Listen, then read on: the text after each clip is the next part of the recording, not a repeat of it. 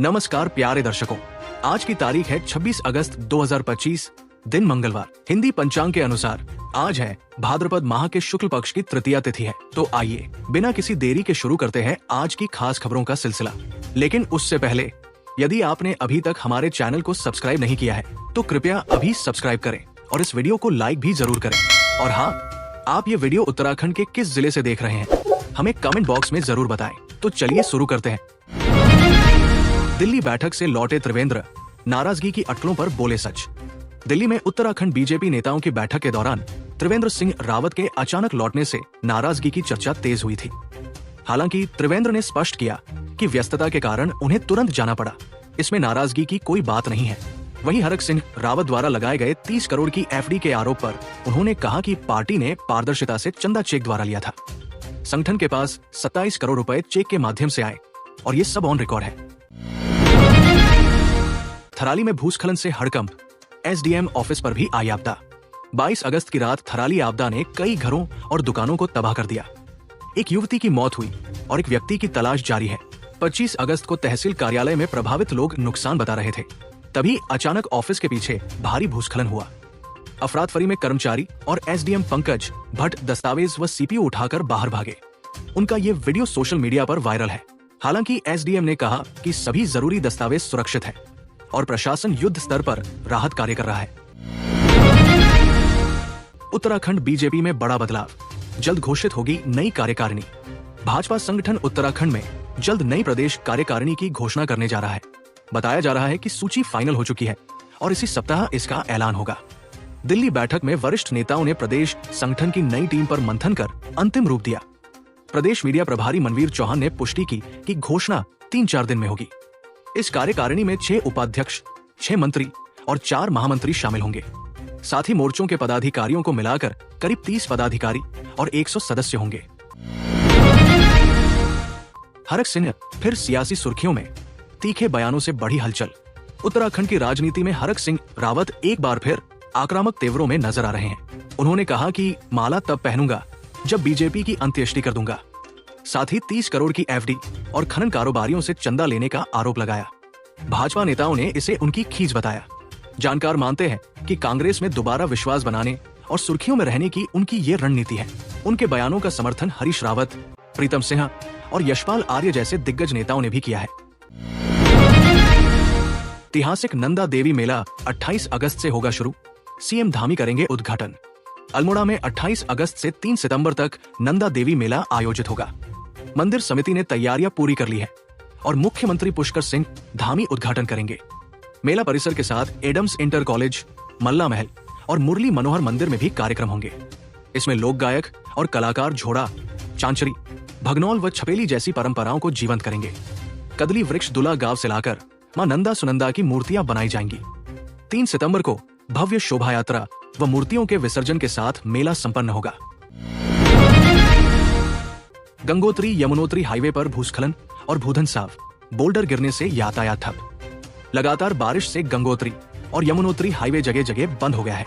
गंगोत्री मार्ग पर नालूपानी के पास भूस्खलन से हाईवे पर गाड़ियों की लंबी कतार लगी है। वहीं यमुनोत्री हाईवे पर सड़क धंसने और बोल्डर आने से यातायात पूरी तरह ठप है। ग्रामीणों को पैदल चलकर तहसील मुख्यालय जाना पड़ रहा है। एनएच विभाग मार्ग खोलने की कोशिश कर रहा है, लेकिन लगातार मलबा आने से दिक्कतें बढ़ रही है। सिंचाई विभाग भी यमुना नदी के तल बढ़ने से उत्पन्न खतरे से निपटने में जुटा है। चमोली में जान हथेली पर रखकर नदी नाले पार कर रहे ग्रामीण जिम्मेदार नहीं ले रहे सुध। चमोली जिले के डुमक गांव समेत कई दूरस्थ क्षेत्रों में बारिश से संपर्क मार्ग टूट गए हैं। ग्रामीण और बच्चे रोजाना उफनते नाले व नदी पार कर जोखिम उठा रहे हैं। हाल ही में डुमक गांव लौटते समय एक व्यक्ति की मौत भी हो चुकी है, लेकिन अब तक रास्ते दुरुस्त नहीं हुए। उर्गम घाटी में भी हालात खराब है। थराली में आई अतिवृष्टि से कई घरों में मलबा घुसा और एक युवती की मौत हो गई, जबकि एक व्यक्ति अब भी लापता है। राहत बचाव कार्य जारी है, मगर मुश्किलें कम नहीं हो रही है।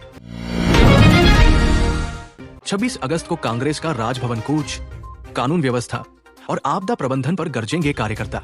उत्तराखंड कांग्रेस 26 अगस्त को बिगड़ती कानून व्यवस्था और आपदा प्रभावित क्षेत्रों में लापरवाही को लेकर राजभवन कूच करेगी।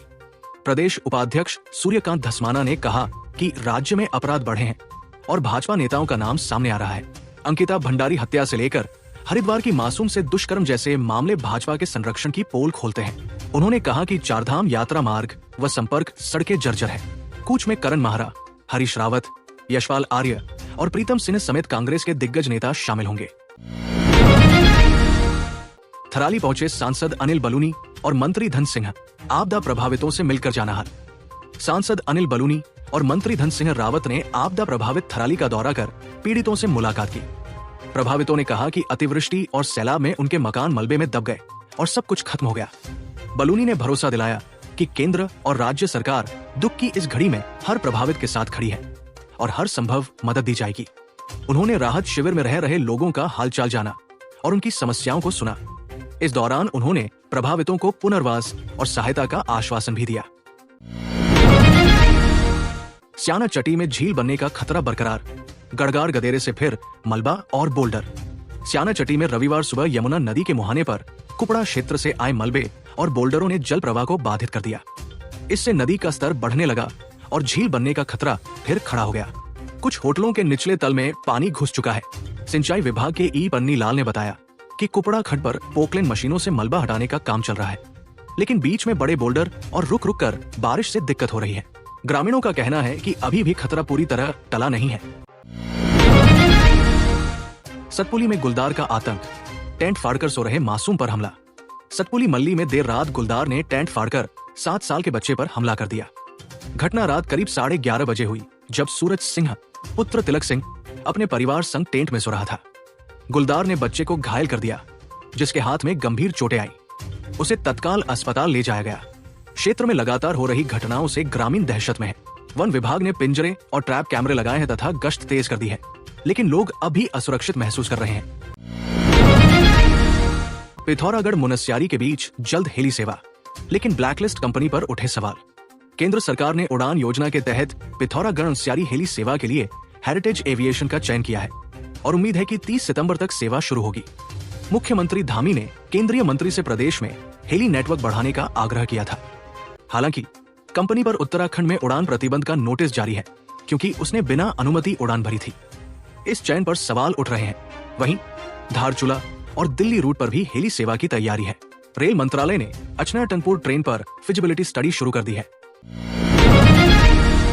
एजुकेशन हब बनता जा रहा गैंगवार का अड्डा, देहरादून हॉस्टलों में फायरिंग से दहशत। देहरादून के प्रेमगढ़ क्षेत्र में छात्र गुटों के बीच वर्चस्व की लड़ाई अब गोलीबारी तक पहुंच गई है। रविवार सुबह एक हॉस्टल के बाहर 3 राउंड फायरिंग हुई, जिसमें करीब 20 छात्र बाल बाल बचे। पुलिस ने बी फार्मा तृतीय वर्ष के छात्र वेद भारद्वाज को तमंचे व कारतूस के साथ गिरफ्तार किया है, जबकि एक आरोपी फरार है।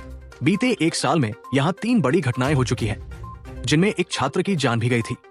लगातार फायरिंग की घटनाओं से क्षेत्र की शांति और शिक्षा का माहौल बिगड़ रहा है। काशीपुर में जमीन का बड़ा फर्जीवाड़ा, व्यापारी से 1.65 करोड़ और जमीन हड़पी। उधम सिंह नगर जिले के काशीपुर में जमीन हेराफेरी के नाम पर करोड़ों की धोखाधड़ी सामने आई है।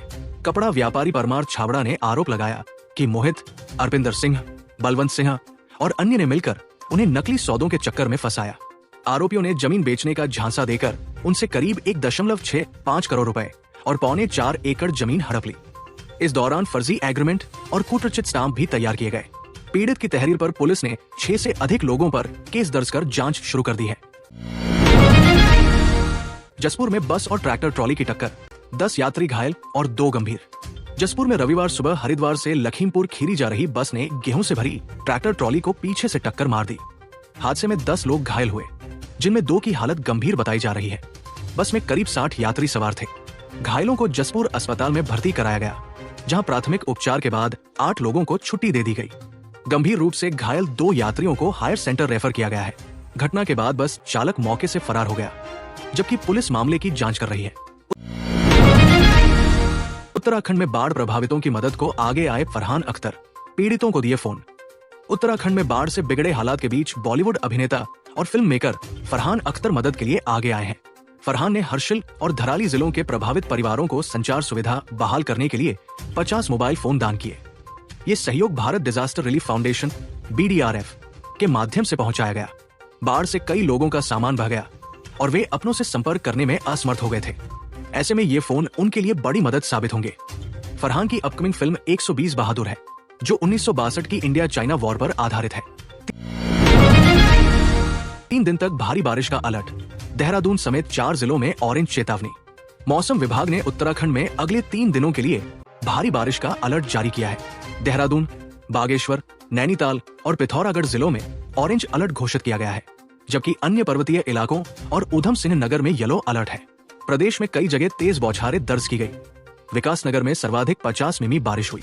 विभाग ने भूस्खलन, निचले क्षेत्रों में बाढ़ और बिजली गिरने को लेकर लोगों को सतर्क रहने की सलाह दी है। प्रशासन को भी चौकसी बढ़ाने और आपदा प्रबंधन की तैयारी रखने के निर्देश दिए गए हैं। प्यारे दर्शकों, ये थी आज की प्रमुख खबरें। हम फिर हाजिर होंगे कल सुबह कुछ नई खबरों और अपडेट्स के साथ। तब तक के लिए नमस्कार।